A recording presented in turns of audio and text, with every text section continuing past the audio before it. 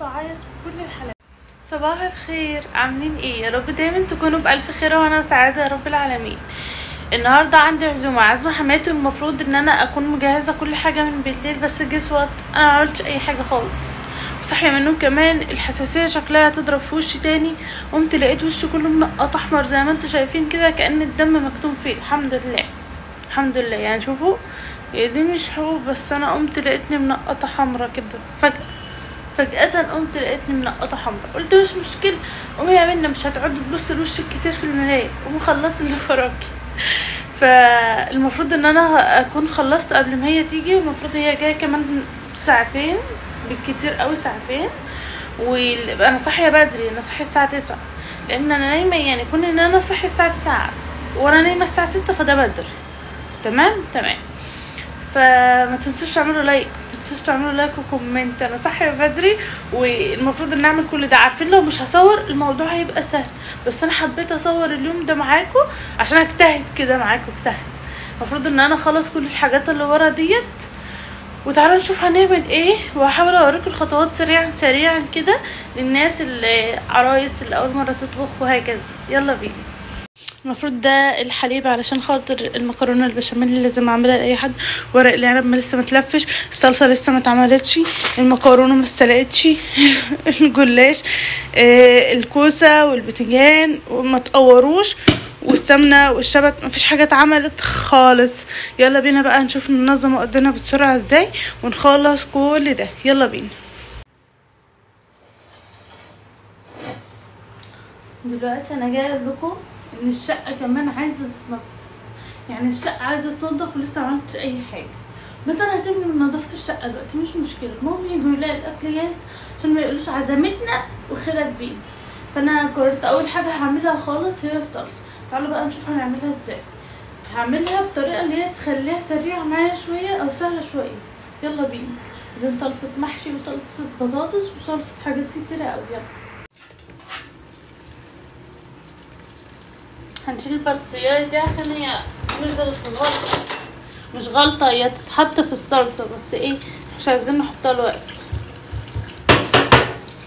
والفلفلاية الحمراية دي مش شرط في الفلاية على فكرة، مش شرط خالص في الفلاية، بس انا حبيت لقيتها عندي يعني في التلاجة فقلت احطها بصراحة. تمام، عشان الناس اللي هتقول نجيب فلفل الوان غالي وكده، لا، ابتدي اشيل القمع وانضف الطماطم من اي حاجه فيه، متستغربوش يعني. انا كمان نسيت اجيب طماطم مستويه، فكل دي طماطم جامده وفيها اللي عامله من الجنب وهكذا. هبتدي بقى ان انا انضف الطماطم واشيل الحاجات ديت. متستغربوش شكل الحله خالص يا ولاد، لان انا ما عدتش بستخدمه غير في الحاجات اللي هي زي كده. طلعنا بقى طقم الحلل الجديد والحركات، اوريكم فرش الشقه باذن الله وهكذا. تمام، هقطع بقيه الكميه اللي عندي ارجع لكم تاني. خلاص نضفنا الطماطم اهيت وقطعناها وحطيناها وقطعنا الفلفلايه. بتصيه بقى عشان خاطر تتقل الصلصه بتاعتنا وتمتص اي ميه هتنزل منها. تمام، وبتبقى جميله يعني. لو عندكم لون طعام احمر بتحطوه، لو عندكم بنجر اللي هو البنجر الاحمر ده بتحطوه برضو معاه، بتقطعوها تقشروها وتقطعوها وتحطوها، بتدي لون فظيع للصلصه، تخليها تحفه كانها جايه من بره معلبه بالظبط. يلا بينا بقى نوديها زي ما انتوا شايفين كده على النار من غير ميه. هنحط لو عايزين ربع كوبايه ميه، انما هي اوريدي اصلا منزله الميه بتاعتها. يلا بينا نحطها على النار ونشوف هنعمل ايه تاني. نروح نحط بقى الحله بتاعتنا كده على النار. تاني حاجة هنعملها مهمة وهي ان احنا هنجيب البصل بتاعنا، لان هنستخدم بصل كتير قوي ونقشره. يلا بينا.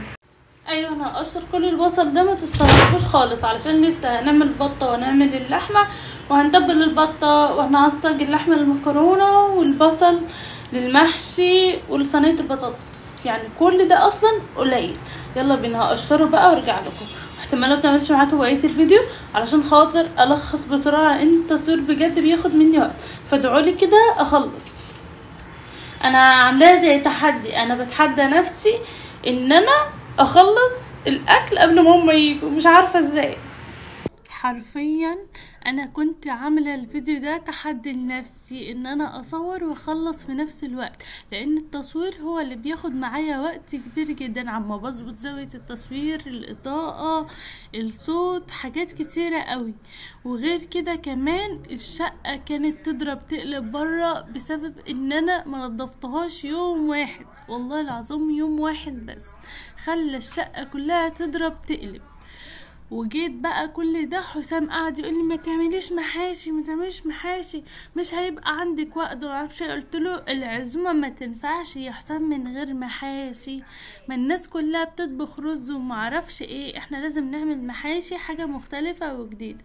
كنت واخده الفيديو ده تحدي لنفسي، والحمد لله كنت قد التحدي ده، والاكل عجبهم جدا جدا وانبهروا بيه، وانبهروا ان انا عملت كل ده قبل ما هم يجوا فعلا.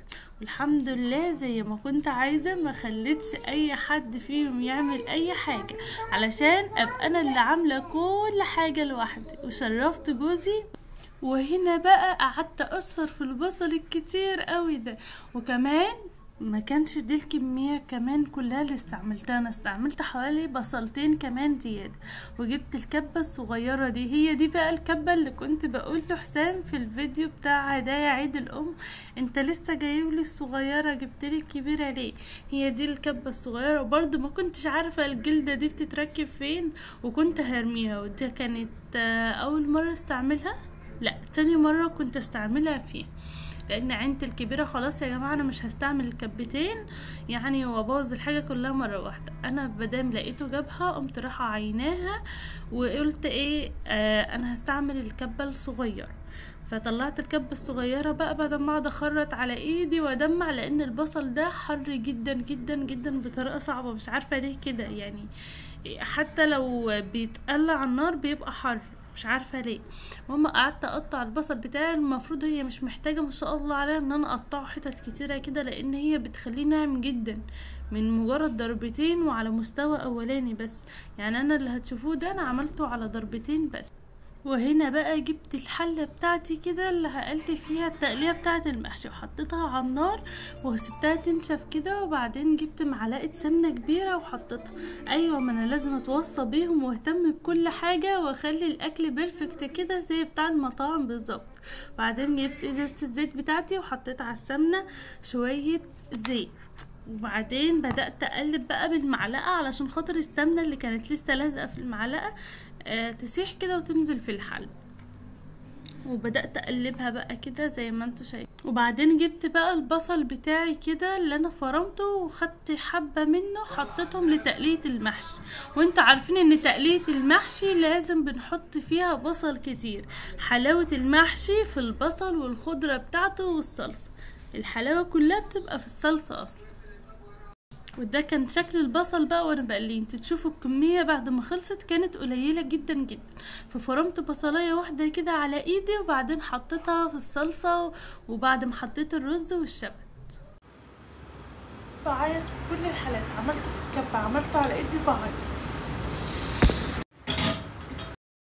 وهنا بقى جبت الحلة بتاعتي حطيتها على النار علشان كان فيها شوية مية، طبعا بشطف الحاجة قبل ما احطها، فكان فيها شوية مية حطيتها تنشف بقى على النار. وكنت ساعتها بقلب في التقلية بتاعة البصل بتاعة المحشي، والصلصة كانت على النار بتغلى اهي، فانا كنت حباها انها تنشف خالص من المية اللي كانت فيه. بعدين حطيت شوية زيت في الحلة اللي انا حطيتها على النار اللي انا هطبخ فيها اللحم. هي حلة صغننة شوية، بس انا قلت هم مش بيحبوا شوربة اللحمة قد شوربة البطة، فتشوفوا البطة هنطبخها في ايه دلوقتي. جبت بقى بصلاية وورق لورا وطماطم وفلفل مش فاكرة، المهم جبت الحاجات اللي انت شفتوها قدامكم دي، وبعدين شوحت اللحمة فيها كده. وكان في مخيلتي ان الحلة صغيرة وبقول انقلهم في حلة تانية، رجعت قلت والله ما انا نقلة اي حاجة، هو انا بدأت في الحلة دي هنحن في الحلة دي، انا مش عايزة اعمل اي حاجة تانية. واللي كان مصعب عليا الموضوع ان انا في الاول كنت ببدأ كل حاجة من الصفر، من تعصيج لحمة، من عميل صلصة، من لسه الف محشي، لسه هقور المحشي. والحاجة اللي خلتني اتعصب واخاف اكتر واتوتر ان المية جت وقطعت، يعني المية مش جايه تقطع غير النهارده. بقيت عماله اعمل يعني يا رب المية مش جايه تقطع غير النهارده. فبقيت عماله بدور على اي مية في البيت. والمضحك اكتر ان انا كل يوم بخلص شغلي بعد السحور، يعني بنضف مكان السحور والكلام ده. النهارده ما كنتش نضفت مكان السحور، ولا كنت مليت ازايز ميه، ولا كنت عملت اي حاجه. فما كانش عندي في ميه اصلا في البيت. بدأت بقى اشوح اللحمة بتاعتي كده زي ما انتوا شايفين علشان تنزل اي مية فيها، وشوية فلفل اسمر. وقعدت اقول لكم اعمل ايه. رحت لميت ازاز المية وجاي اولع على اللحمة. مفيش مية الحمد لله ان احنا صايمين. وبعد ما لميت ازايز المية بقى اللي في البيت كلها، كان في واحدة تلتها والتانية ربعها، حطيتهم على اللحمة علشان خاطر اعرف اطبخها. ما كنتش هسيبها تتحرق. بما ان الميه قطعه وانا كان في نيتي اغسل الخضار واقطعه، فانا هروح اقور الحاجات ديت عما الميه تيجي ربنا يسهلها بقى. هروح اقورها في البلكونه وبس كده. هرجع لكم تاني بعد ما اخلصه. وطلعت قعدت في البلكونه، وبصراحه الشويه دول هما اللي هونوا عليا، بس كنت مستعجله بقى على الاخر. كان نفسي اصور لكم بقى وانا بقسم البطه، بس للاسف كان في معركه بتحصل عشان ان انا اقسمها، لان ما شاء الله اللهم بارك اكبر حله عندي مش واخداها، والميه بدات انها ترجع تاني الحمد لله، بس ضعيفه. لا جت اهي كويسه عشان احنا مشغلين الموتور بس. الكبده مش راضيه تطلع، الكبده لزقت.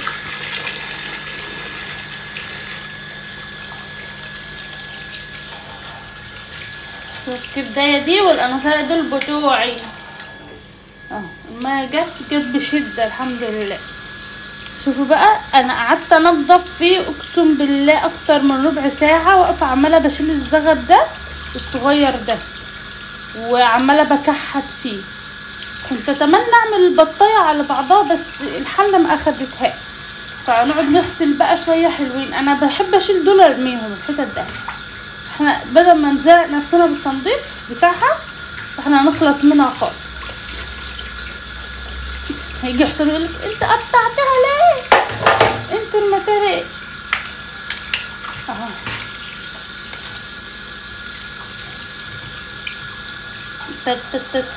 قطعناها نرميها.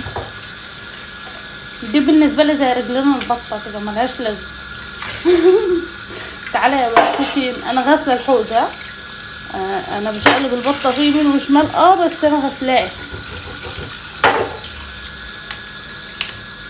اهو. ايه رايكم في الحركه دي؟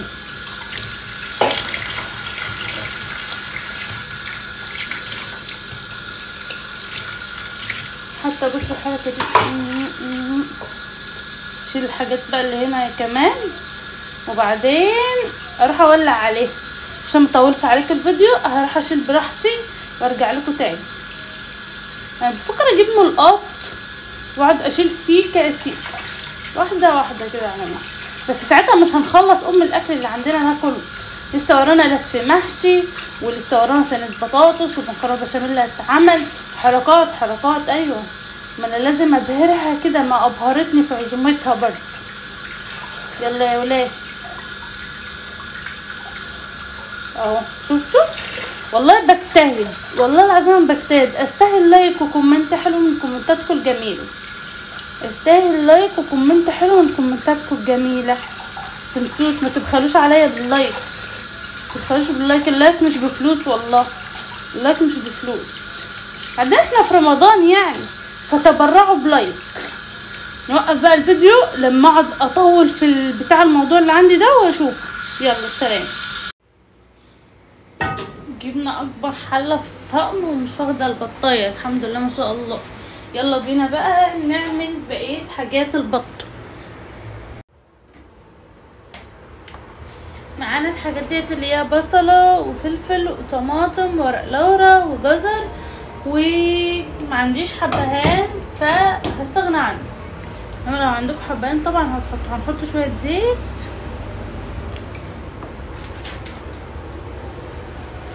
ادحوا كده براحتهم، ونحط الحاجات دي تتشوح فيهم على اقل من راحتهم. وبما اننا استخدمنا الحله الجديده فنستخدم لها الطقم الجديد. قال يعني انا محافظه وكده، فاهمين ان انا انا محافظه يا ولاد، وبقيت محافظه على حاجتي. وهو يا حسام انا بقلب بالمعلقه السيليكون، واخد بالك انت يا حسام اهو. نقعد نشوحهم كده بحيث ريحتهم تطلع، وبعدين احط البطايه بتاعتي.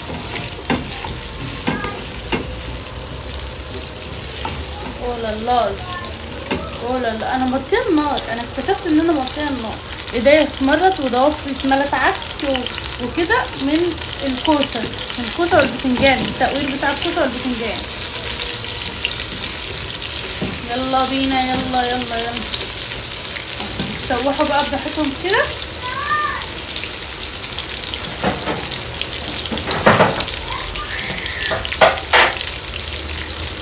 والله انا اجتهدت على قد ما اقدر عشان انضفها، اجتهدت ما شاء الله تقيله. لا بص نحطها هنا عشان تتشوح هنا اهو. حتى الحله ممكن ما تاخدهاش بالطريقه دي. ده اكبر حله بقى والله، ما عدتش لاقيه اجيب منين.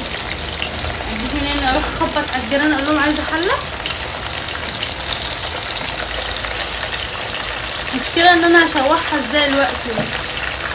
الراس اللي ما عرفتش انضفها كويس البتاع ده عملت فيها كتير والله، او بعمل فيها معاكم تاني. دي الست البيت اللي بتقف والاكل بتعمل فيها، تقعد تعمل لي فيها في الكفه ولا البط. انا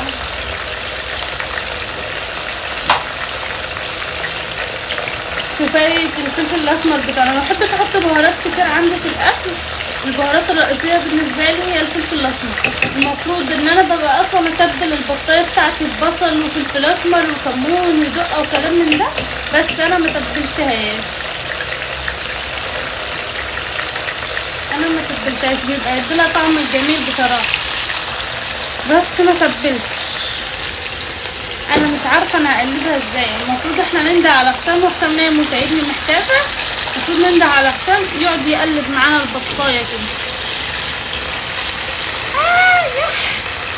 طلعت سخنه قوي. مغامرات منا في الحله والبطه. لا يا ربي خضتيني يا حور، خضتيني. حله تعمل حبايب الف ما هياش قادره تسيع البطه. لا انزلي بصدرك كله يا اختي كده اهو. استني انت كده يا اما، استني انت كده يا اما. ادخلي يا حبيبتي بصدرك، خشي يا وحش. يلا نجيب بقى الغطا بتاعنا. هتشوفوني هنا اهو، انا اهو مناخيري عامله ازاي. يلا بقى هنشوف بقى نعمل بقيه الحاجات التانية ونرجع. هنجيب الطاسه بتاعتنا، ما تستغربوش شكلها، انا مش هسيبها غير لما تنوم. نجيب الطاسه بتاعتنا ونحطها على النار كده، تمام. نحط فيها شويه زيت تمام اهو. عارفين الزيت ده ليه؟ تعرفوا الوقت تمام. حسام صحة والعيال ما شاء الله عليهم يعني. الحمد لله انا انجزت بعض الحاجات وهم نايمين الحمد لله. شايفين البصل اللي كنا سايبينه في الاول اهو، هو الزيت ما اتقطعش بس اهو. ليه بقى بحط البصل قبل اللحمه المفرومه؟ عشان احنا ما بنحبش البصل يقرقش في البق. انا بحس بيقرقش مهما كان ست يستوي. حطينا بصل. انا هسيب شويه البصل دول مش فاكره ليه، بس هسيبهم لحد ما افتكر.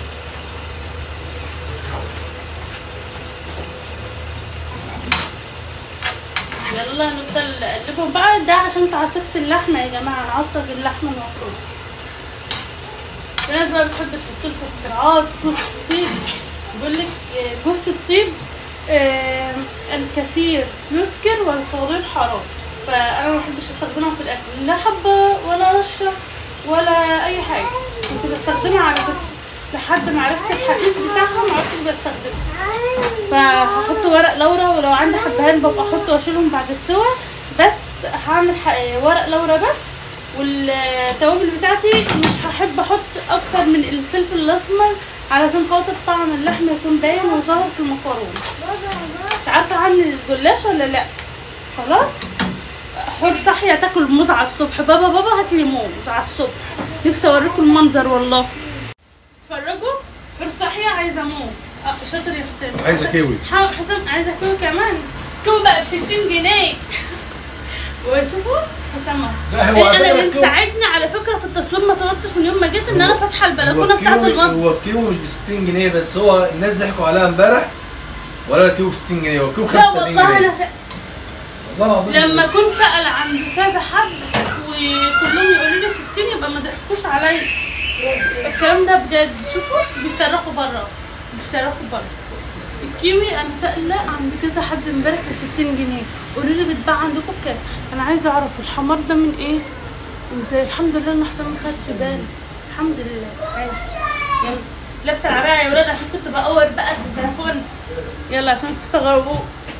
ببقى احط توم مع تعصيبة اللحمه، بس ايه بحس انه بيديله نكهه حلوه كده. بس في ناس ما بتحبش التوم مع اللحمه المفرومه في المكرونه، فاحنا هنراعي ان هما ممكن يكونوا مش بيحبوه. كده البصل بتاعي دبل خالص زي ما انتم شايفين. هنزل عليه بقى باللحمه. عارفه ان انا طولت عليكم الفيديو بس بعتذر لكم، بحب اقول لكم حياتي بالتفاصيل اهو عشان تعرفوا، عشان الناس اللي ما بتعرفش تطبخ لو ان انا عارفه ان انتوا بتطبخوا احسن مني. بس الكلام ده للعراس اللي لسه متجوزه جديد وكده.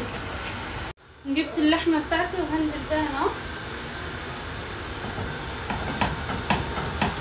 ان شاء الله دي احلى لحمه مفرومه انا اكلتها في حياتي.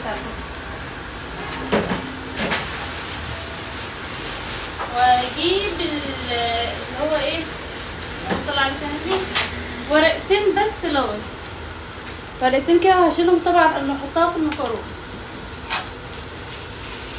يدوا بس ايه الطعامه بتاعتهم. فكره بحب احط ورق لورا في الطبخ جدا ومع الصلصه والكلام ده. الصلصه اتعملت دلوقتي، هنضربها بقى في الخلاط وهنروح نقطع الشبك بتاعها ونبتدي نحشي المحشي، ويبقى كده الحمد لله جبرت وبدات اخلص حاجات كتير. ونشوف الفيديو التاني على القناه التانيه واحنا بنص الاكل ان شاء الله. مش عارفه بقى انزله لكم في نفس الفيديو ولا بس انا متهيألي كده ان احنا طولنا قوي. غليت الميه في الكتل عشان ينجز معايا في الوقت. انا عارفه ان لسه بدري على الفطار، انا عارفه ان لسه بدري وان لسه الظهر مأذن دلوقتي، بس انا عايزه كل حاجه تبقى جاهزه علشان ما يجوش يعملوا حاجه، بس مش اكتر. يعني كل الحكايه عندي كده، بس عايزاهم يجوا اللي هو يقعدوا نقضي اليوم مع بعض. يعني حماتي واختي وجوزي اللي جايين عايزاهم نقضي اليوم مع بعض، مش اللي هو جايين يشتغلوا بقى وكده. فاهمين حاجه؟ كان قاعد يقول لي خلي وهم يعملوا معاكم معرفش ايه، فقلت له لا انا عايزه يجوا نبقى قاعدين مع بعض يدوقوا اكلي، يعني هم يدوقوا اكل. انا غليت الميه في الكتل مش عارفه ما بتغليش ليه، يمكن عشان ما كنتش مسخنه الحل. مكرونه البشاميل ما بتحطش فيها زيت، ما تحطش فيها زيت عشان تبقى بتلزق كده.